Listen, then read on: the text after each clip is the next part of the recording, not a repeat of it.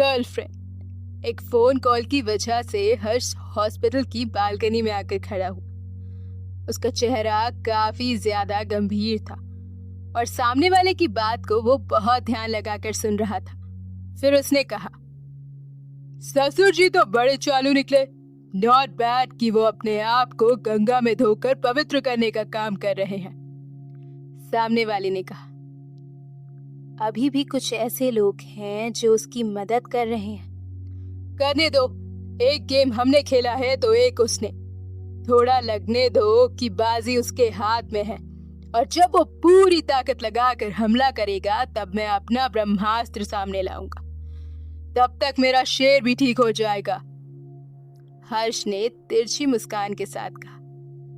सामने से एवा मुस्कुरा पड़ी। हर्ष ने आगे कहा, सब जगह अपनी नजरें बराबर बनाए रखना। याद रहे, अल्फा तुम सबको अपना परिवार मानता है। कोई भी हर्ट नहीं होना चाहिए। एवा ने कहा, मैं पूरा ख्याल रखूंगी सर। Good night. हर्ष ने फोन बंद किया और वापस अल्फा की तरफ चला गया। सुबह का वक्त और एशा अपने सूट बूट में तैयार होकर खड़ी थी। सागर जब उसके कमरे में आया तो उसके पीछे 2 लड़कियां भी आई थी। उसने एशा को देखा और कहा, तुम ऐसे नहीं चल सकती। एशा ने चिढ़कर खुद की तरफ देखा। पैदा होते ही मैं ऐसी ही शक्ल के साथ थी। अगर ऐसे नहीं चल सकती तो मेरे पास इसके अलावा कोई दूसरा ऑप्शन नहीं है। यही शक्ल है मेरे पास। मैं तुम्हारे कपड़ों की बात कर रहा हूं, सागर ने कहा। कंपनी में बाहर का कोई भी गार्ड अलाउड नहीं है। एशा ठंडी सांस छोड़ते हुए, अगर एक गार्ड के तौर पर अंदर नहीं जा सकती तो कपड़े बदलकर मुझे अपनी जेब में छुपा कर ले जाने वाले हो। शट अप, सागर ने उसकी बातों से चिढ़कर कहा और लड़कियों की तरफ देखा। आधा घंटा, तैयार करो इसे जल्दी।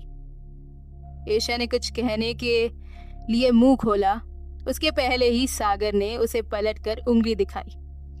अगर एक शब्द तुम्हारे मुंह से बाहर आया तो मुझसे बुरा कोई नहीं होगा। वो पैर पटकते हुए चला गया। उसकी जिंदगी में एक हर्ष कम था जो उसके भेजे लोग भी उसे एटीट्यूड दिखाकर परेशान करते हैं। एशा चिढ़कर अपनी मुट्ठियां हवा में चलाती है। करीब पौने घंटे बाद सागर उसी कमरे में वापस आया। उसने घड़ी की तरफ नजर डालते हुए कहा, और कितनी देर लगेगी? ऑलमोस्ट डन सर, एक लड़की ने कहा और दोनों साइड होकर खड़ी हो गईं। एशा धीरे धीरे पलटकर सागर की तरफ देखती है तो सागर की सांसें ही रुक गई मानो। उसने सीने की बाईं तरफ जोर जोर से हथौड़ा पीटने की आवाजें सुनाई दे रही थी। हवा में उठा हुआ हाथ वैसे ही रह गया और आंखें खुली की खुली। पलकें झपकाने तक वो भूल गया। काले रंग के ऑफ शोल्डर ड्रेस जो कि घुटने तक नीचे था। पैरों में उसी रंग की हील्स थी। छोटे छोटे बाल जो कंधे पर बिखरे हुए थे। हल्के से मेकअप से भी वो बहुत ज्यादा खूबसूरत निखर कर आ गई थी। वो ड्रेस उसके शरीर पर ऐसे लग रही थी जैसे उसके लिए ही बनी हो। सागर को अपनी तरफ ऐसे देखता पाकर वो एम्बैरस होकर अपनी ड्रेस नीचे खींचने लगी। उसे अजीब लग रहा था। सागर ने हवा में उठाया हाथ हिलाकर दोनों लड़कियों को बाहर जाने का इशारा किया और अपने कदम एशा की तरफ बढ़ा दिए। वो एशा की चारों तरफ घूमकर उसके सामने आकर खड़ा हुआ। एशा अपनी बड़े बड़ी पलकें झपकाकर धीरे से उठाते हुए बोली, ये पहनना जरूरी है क्या? मुझे बहुत अजीब लग रहा है। क्यों? क्योंकि आज तुम लड़की लग रही हो, सागर ने हाथ बांधते हुए कहा तो एशा ने चिढ़कर, मैं पहले से लड़की ही हूं। You look beautiful. सागर ने उसके बाल कान के पीछे किए और एकदम से सीरियस होकर कहा, आईवी में बाहर के गार्ड्स अंदर नहीं आने दिए जाते, इसीलिए ये जरूरी है। एशा हैरानी से, आप मुझे असिस्टेंट बनाकर ले जा रहे हैं क्या? सागर तिरछी मुस्कान के साथ, वो मेरे पास पहले से है और आईवी का मैनेजर ये बात पहले से जानता है। तुम मेरी गर्लफ्रेंड बनकर जा रही हो। एशा को महसूस हुआ जैसे किसी ने उसकी सांसें लेना रोक दिया हो।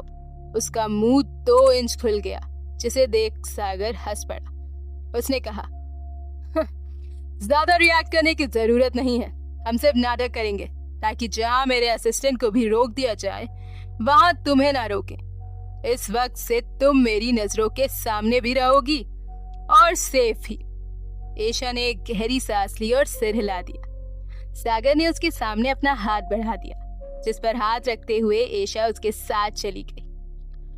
मुंबई, रंगा की ही बस्ती के बिल्कुल अपोजिट साइड एना, ईवा और प्रिंस उसके साथ खड़े थे। चारों को देखकर ऐसा लग रहा था जैसे वो पूरी तैयारी के साथ आए हों। रंगा ने सामने देखते हुए कहा, यही है संजू का एरिया। पहले अपने साथ ही काम करता था, पर अब अलग है। सबसे जरूरी बात, 1 नंबर का डरपोक है, इसलिए जितनी आसानी से अपुन के एरिया में घुसे उतना आसान नहीं है यहाँ जाना। पुलिस भी 10 बार खौफ खाती है आने से पहले। एशा ने ठंडी सांस छोड़कर कहा, जब तक हम मुसीबत में नहीं फंसते तब तक हमें खतरे का अंदाजा नहीं होता। इसीलिए तुम्हारी इंफॉर्मेशन हमारे सर के ऊपर से चली गई। रंगा ने उसे घूरा तो एना ने आराम से कंधे उठा दिया। रंगा ने एवा से कहा, संभाल कर रखो इसे, मरवर गई तो आत्मा बनकर मेरे ही गले पर लटक जाएगी। हाँ, तुम पहले से ही पनौती लगा दो, एवा ने मुंह बनाकर कहा और एना की तरफ देखा। संभल कर जाना, मतलब संभल कर ही जाना। एना ने अच्छे बच्चे की तरह सर हिला दिया। तभी प्रिंस ने कहा, अगर डिस्कशन खत्म हुआ हो तो एक्शन करे। एना बिना हाँ बोले ही आगे निकल गई, जिससे चिढ़कर प्रिंस भी उसके पीछे दौड़ा। तुम लोगों को देखकर बिल्कुल नहीं लगता माफिया के लिए काम करते हो। सब बच्चे हैं एक से एक बढ़कर। रंगा के कहते ही ईवा उसे घूर कर चली गई। रंगा भी मुस्कुराते हुए उसके पीछे जाने लगा। कुछ ही वक्त गुजरा और वो चारों 2-2 की टीम में बंटकर दीवार की ओर छिप गए। रंगा के हिसाब से ज्यादा लोग वहां घूम रहे थे। एक आदमी को आता देख ईवा ने खंजर निकालने की कोशिश की तो रंगा ने उसे एकदम से पीछे करते हुए कहा, शांति रखना थोड़ी देर, यहाँ शराब का ठेका भी है। मेरे ख्याल से चले जाएंगे ये लोग। ईवा सांस रोके रंगा के पीछे खड़ी थी और अपना खंजर रंगा के हाथ के करीब ले जा रही थी। इससे अनजान अपने हाथ पर ईवा की धड़कनें महसूस कर रंगा ने पलट कर देखा तो शर्म और हैरानी से उसके चेहरे पर एक अजीब सा एक्सप्रेशन आ गया। उसका हाथ ईवा के सीने पर था, जिसके प्रेस करने की उसकी मंशा थी। डर से घूट भरते हुए रंगा ने जल्दी से हाथ पीछे खींचकर कहा, जल्दी ध्यान दिया, वरना मेरा हाथ छोटे छोटे टुकड़ों में बटा होता तेरी वजह से। उसने दांत दिखा दिए, जबकि ईवा का चेहरा भूखी शेरनी की तरह लग रहा था। रंगा ने कहा, गलती से एक्सीडेंट हो गया ना, इतना गुस्सा काहे को करती है? अपुन इंसान है, भगवान नहीं। एवा ने दूसरे हाथ से उसकी बाजू पर 3-4 मुक्के मारकर कहा, दोबारा छुआ ना तो बोटी बोटी कर जंगली कुत्तों को खिला दूंगी। रंगा ने सिर हिलाते हुए कहा, बिल्कुल, जब तक तू खुद छूने के लिए नहीं कहेगी अपुन हाथ नहीं लगाएगा। इतने में ईवा ने उसका मुंह बंद कर दिया और अपनी तरफ खींचते हुए पीछे की तरफ जाने लगी। रंगा के कानों में भी कदमों की आहट सुनाई दे रही थी। कुछ लोग उसी दीवार के पास से गुजर गए। दूसरी तरफ प्रिंस एक आदमी को घसीट रहा था, जिसकी गर्दन अभी अभी सन की आना ने तोड़ दी थी। प्रिंस ने चिढ़कर कहा, मारना ही था तो साइड खींच कर लाती ताकि मुझे मेहनत ना करनी पड़ती। हाँ, और तब तक ये चिल्ला चिल्ला कर पूरी बारात बुला चुका होता। फिर मुझे घोड़े पर बिठा कर ले जाते ससुर जी का आशीर्वाद लेने के लिए। एना ने कहा तो प्रिंस उसे घूरते हुए आदमी को एक टूटी दीवार के पीछे छुपा देता है। वो चारों आगे बढ़ते हुए एक गोदाम के अंदर चले गए, जो काफी बड़ा था, जहां जहां ड्रम और बोरे रखे हुए थे। जगह जगह इतने सामान की वजह से गोदाम भरा हुआ लग रहा था। कुछ जगह बड़े बड़े बॉक्सेस भी थे। शायद इस जगह से शराब की तस्करी की जाती होगी।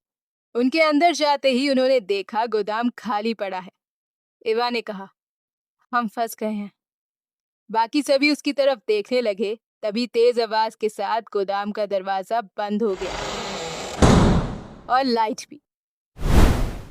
आगे की कहानी जानने के लिए सुनते रहिए। Love you uncle.